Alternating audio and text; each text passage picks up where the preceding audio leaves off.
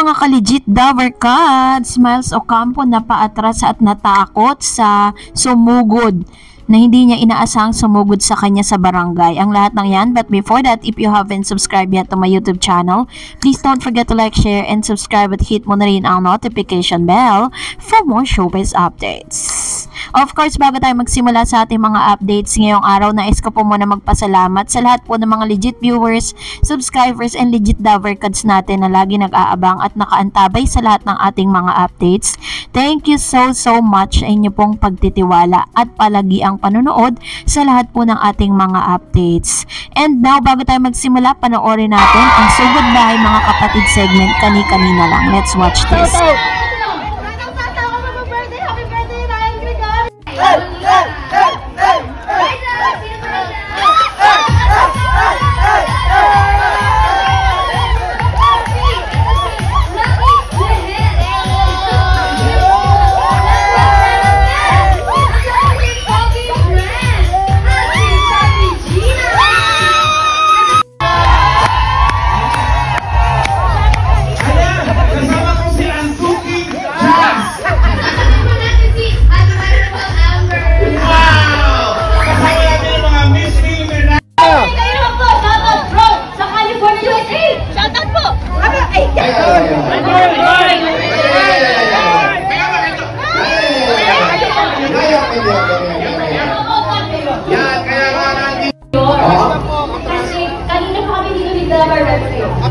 Mga 5 AM pa lang nag-masid na kami dito ng mga birthday kung ano bang mga birthday. Meron ba kayo nakita? Of course, meron. Hindi mo isi-secret? Hindi ko isi-secret ko to dahil ito ng mga top beauty timba design. Top beauty? Yes, Mayor!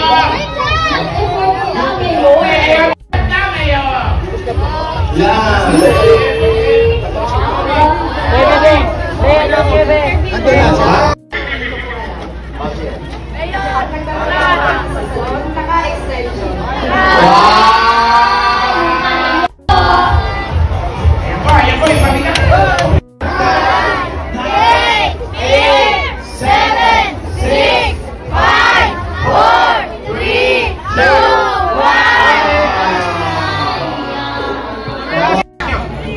Ay, kailangan, kaya wala din may iwanan.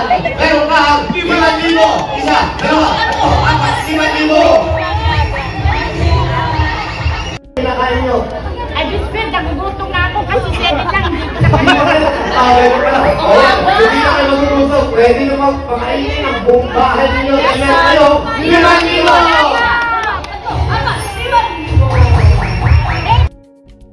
Kaya nga lalo-lalo na ng mga fans ni Miles Ocampo nang makitang muli si Miles dito po sa Sugod Bahay Mga Kapatid segment, kung saan kitang-kita naman talaga natin that Miles is really a good host, no, dahil they know how to parang kaya niya na sumakay doon po sa mga ginagawa nitong si Jose Manalo and Wally Bayola. Talagang makikita talaga natin na talagang talagang pwede silang maging trio, no? Pero alam niyo po ba na meron pong nangyari kahapon na talagang ikinagulat nitong si Miles Ocampo na hindi niya ina-expect na ganito pala talaga sa barangay. Let's watch this video clip. Ano ko wala dyan? Oh, bakit? Yes, friend. Mga kasama ko, puro takot sa aso. Kaya nagpapasalamat po ako, nabunot ako. Paano niyo po? Ano ko wala dyan? Oh, bakit? Yes, friend. Mga kasama ko, puro takot sa aso. Kaya nagpapasalamat po ako, nabunot ako. Paano niyo po? Ano ko wala dyan? Oh, bakit? Yes, friend. Mga kasama ko, puro takot sa aso. Kaya nagpapasalamat po ako, nabunot ako. Paano niyo po?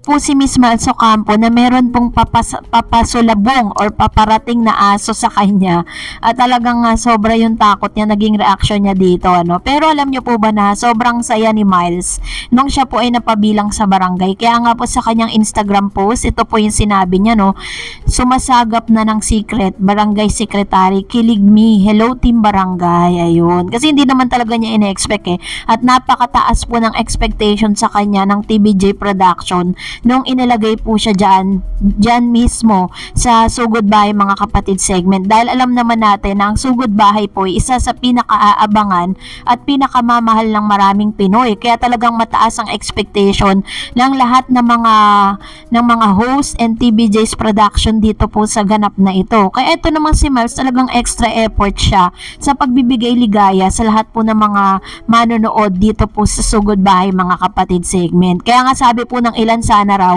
araw-araw na no na mapanood itong si Miss Miles dito po sa barangay. Kasi talaga namang ako po bilang isang viewers katulad po ninyo, nung pinapanood ko siya, wala pong dull moment, walang dry. Kumbaga nakakasabay siya sa mga batuhan no ng joke ni Wally Bayola and Jose Manalo. Kaya naman approve tayo para kay Miss Miles Ocampo as barangay secretary, at nabibigyan niya ng justice ang pagiging host dito po sa barangay. Alam natin hindi madali yan, nauulanan, naaarawan, but still walang kaarte-arte si Miles. So dahil dyan, narito naman ang ilan sa mga positive na mga comments po ninyo patungkol sa unang araw ni Miles Ocampo kahapon sa Sugod Bahay mga kapatid segment. Sabi po ni Tumtum, ay sayang, di ko alam na nasa Sugod Bahay pala si Miles. Di ako nanonood ng TVJ kasi kala ko ala si Miles. So ibig sabihin pinapanood ni Mr. Tumtums ang EBJ pag nandun lang si Miles, 'di ba? And it only shows sa talagang add-on pa rin talaga si Miles Ocampo sa mga talagang parang nag-switch, no? From ABS to TV5. Sabi ni Conrad Pajardo, mas bagay si Miles dyan kesa kay Zombie. Corny naman at laging wala sa tiyempo ang mga banat. Ayan. So may mga positive and negative feedbacks po kasi sa pagkawala ni Mr. Zombie Toge. Pero all in all, 'di ba? Marami rin kasing nalulungkot nung wala nga si Zombie. Pero kalalaunan at mababalitaan na lang natin, nandyan na ulit yan.